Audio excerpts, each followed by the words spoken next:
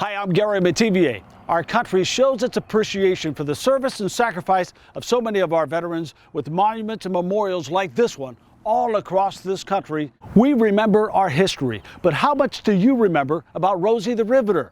Well, we went to Sun City, Arizona, where the largest group of Rosies still gathers today to show us their spark, their enthusiasm, their drive that helped win a war. They take us to the heart of the story.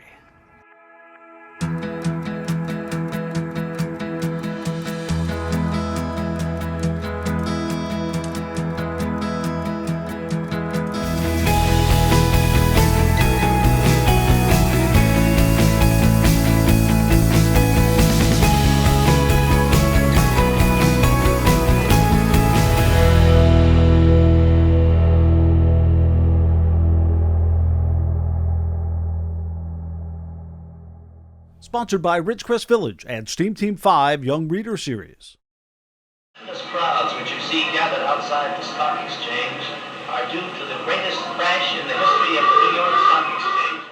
The year 1929, the day would be forever known as Black Tuesday. The stock market crashed, and crashed hard. $14 billion lost in just one day, $30 billion in a week. Banks failed. 750,000 farms would be lost, and 15 million people would be out of work. That's 1 in every 4 people in this country. As families struggled, young men and women were hoping the American dream was still out there. These 6 women represent thousands who were ready and willing to fight for their futures. Marie Brannon. I'm from Washington State. My name's Frances Lorraine Tennell Ellis, and I'm from Centralia, Washington. My name is Erlinda Avila, and I was born in Flagstaff, Arizona. I'm Mary Jo McCulley, and I'm from Texas. And my name is Arkie, and be sure you spell it A-R-K-I-E. My name is Corrine Egan Keller. I was born in Audubon, Iowa, September 1st, 1925. Women who knew it was time for a change. And after the lessons of the Depression, they were not just going to sit around at home and wonder what would happen next. I'm from a family of 12, and I'm the oldest 6, number 6, and the oldest girl. So I had to help my mother, and at 10 years old, I was cooking for everybody. The farms go to the boys, and the girls have to get married and help continue the farms. There just wasn't a future, for me at least. While Americans struggled to find a way to keep the spirit of this country alive, other parts of the world were struggling too. Germany, after taking big losses in World War I, desperately searched for hope. They thought they found it in Adolf Hitler and the Nazi Party. In 1939, the invasions across Europe began. Poland, then France. Japan started invading in Asia. Most of the world was at war, but America stayed quiet until December 7th, 1941, 7:48 a.m. Many American servicemen were sleeping in when the Japanese attacked the base at Pearl Harbor. 353 aircraft surprised the Pacific Fleet. More than 2,300 Americans were killed, half inside the USS Arizona alone. 1941, a date which will live in infamy. The next day, America declared war. Men lined up to enlist to join the fight to keep the world free from tyrants and dictators. Women could not go into battle at the time, but they would soon form an army of their own.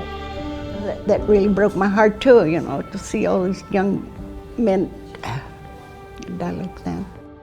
With men off to war, a labor shortage struck at a time when war supplies were needed most. The call went out to women, "We need you." They answered by the thousands.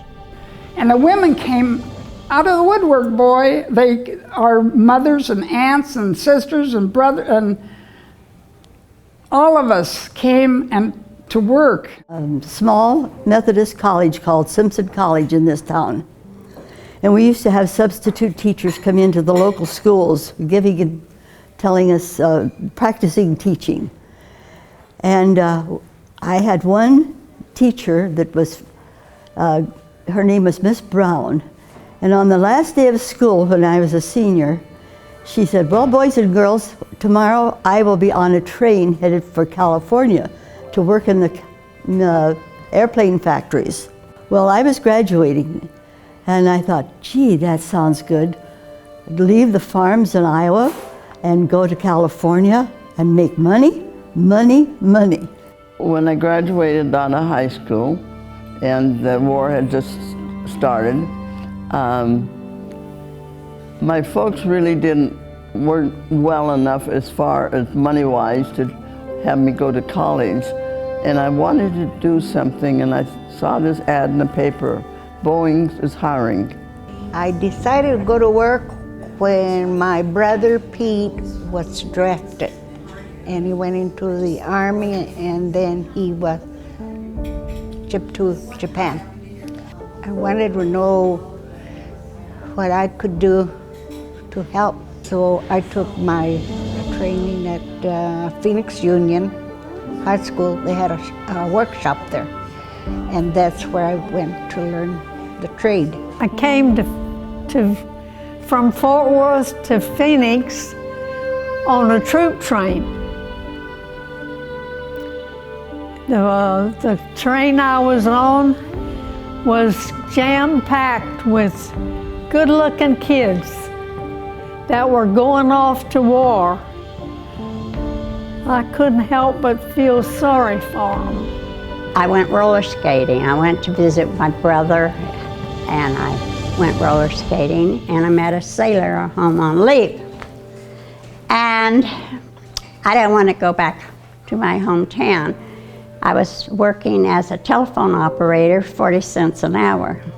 So my brother said, why don't you stay here and go out to Boeing and apply. Took us 2.5 days to get to California. And when we got there, we went to the Traveler's Aid, and they gave us information to go to the YWCA. And they told us, well, we will give you a place to stay for 3 days. And as a young girl, you know, I never dreamed in my life that I would be involved in something so important. But I was. So important, the fate of our country lie in their hands. They were literally about to make history, smashing stereotypes along the way. Rosie the Riveter was coming, and coming fast. Enjoying this series? Please subscribe, leave a comment, help us thank these amazing women. Episode 2 is next.